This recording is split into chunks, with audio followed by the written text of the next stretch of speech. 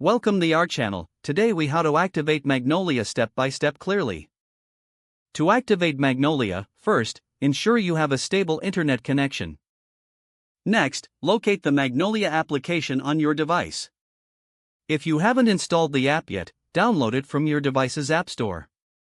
Once installed, open the Magnolia app by tapping its icon.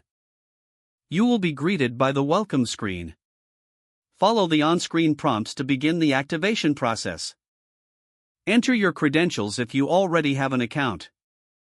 If you do not have an account, look for the Sign Up option and create a new account.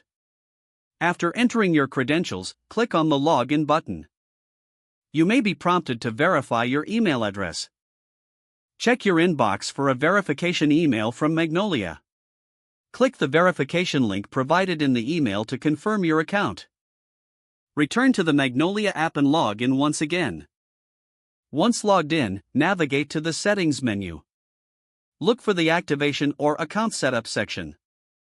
In this section, you'll find the option to activate Magnolia features. Select the features you wish to activate. Follow any additional prompts to complete the activation process. Finally, restart the app to ensure all features are enabled. You are now ready to start using Magnolia. If the page does not load, refresh the browser or try again in a private or incognito window. Make sure you are using the correct email address, then retype it carefully to avoid small typos. If your password is not accepted, use the reset option and create a new strong password you can remember.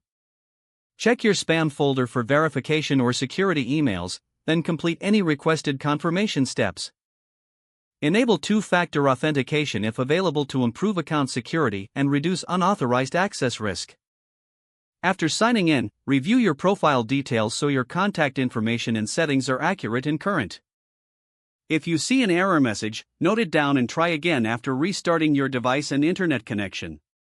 Log out when you finish, especially on shared devices, to keep your account and payment information secure.